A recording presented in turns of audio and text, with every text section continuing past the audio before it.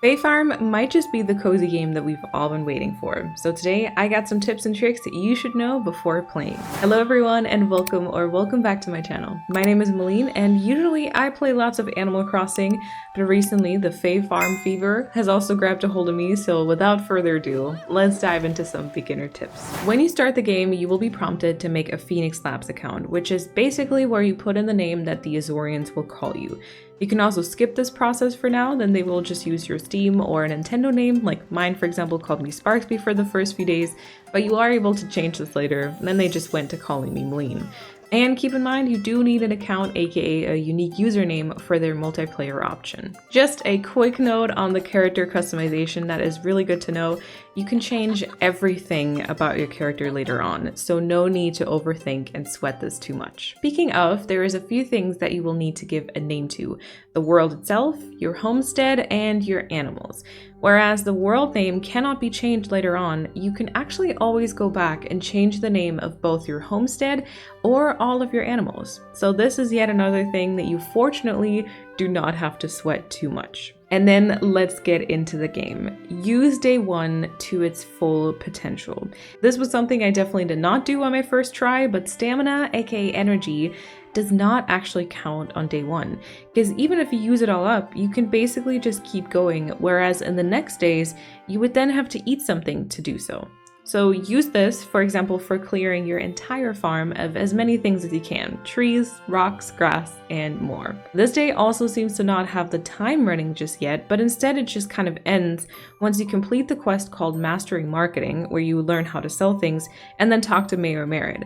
So make sure that you do everything and explore everything you want before that. Speaking of, usually the days in Azoria end at midnight when it automatically rolls over into the next day.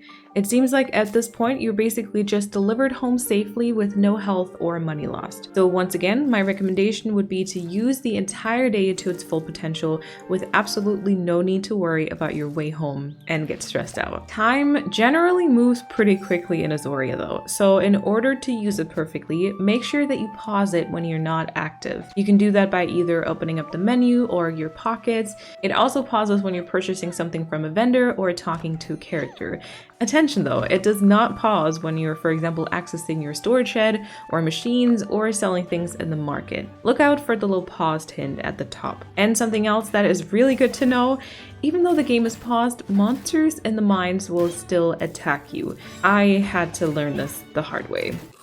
Ow! Das ist voll gemein, wenn ich in meiner Tasche bin, Mann. Similar to being delivered home safely at the end of the day, I actually also couldn't see any repercussions from using all of your energy.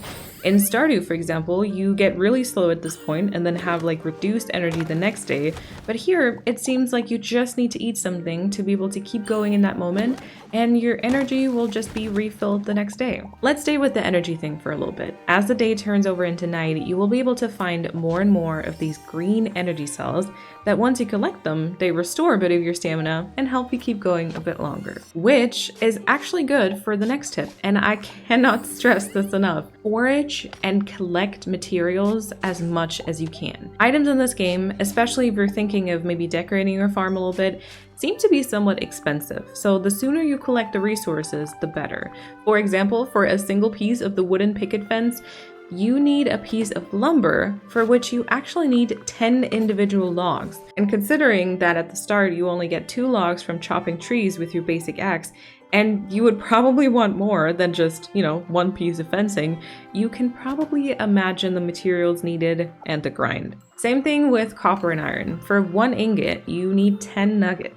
And you will also need a ton of items to buy certain objects, like these color palettes that require 30 of the same flower or shell, for example. So go out there and use the days and the stamina to their full potential to fill up your storage. Speaking of resources, something that is good to know is that most resources respawn. Everything from berries and tea leaves to shells and dirt and other forageables. However, when it comes to trees, only the ones outside of your farm seem to respawn. In order to get new ones to grow on your farm, you actually have to plant them yourself. You can purchase tree saplings from Willow in the market and plant those trees by going into the build menu on your farm. Let's stay with the market for a second here. The way you sell things in this game is by offering them up on the marketplace tables. There are 4 tables with 8 slots each, and nothing stacks. So at least towards the beginning, you're pretty limited in how much you can sell. My recommendation would be to make sure that you use that space each and every day.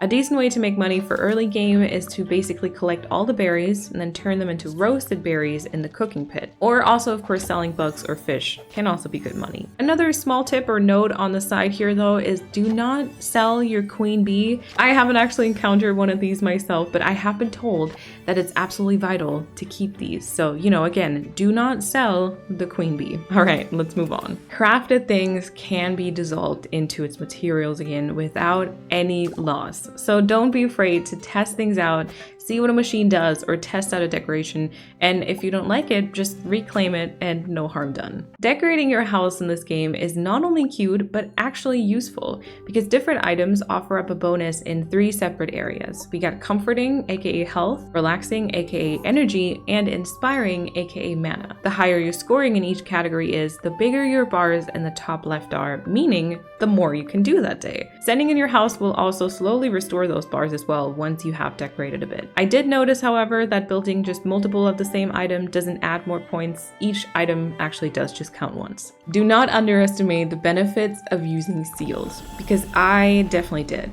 Basically, Fae Farm has its own teleporting or quick travel system. You can find a few of these seal pedestals across the map, and they also use the system in the mines. By crafting the seals and putting them into the pedestals, you basically unlock them and can then freely hop from one spot to the other. So instead of having to walk all the way to the mines, I can just go to this spot here by my house and then quick travel to the mines. For inside the mines, there's actually a seal on each and every floor that lets you separately teleport to those from the entrance. And considering you only start finding iron on floor 10, you can imagine how handy these are. Attention though, you do need to place these in order.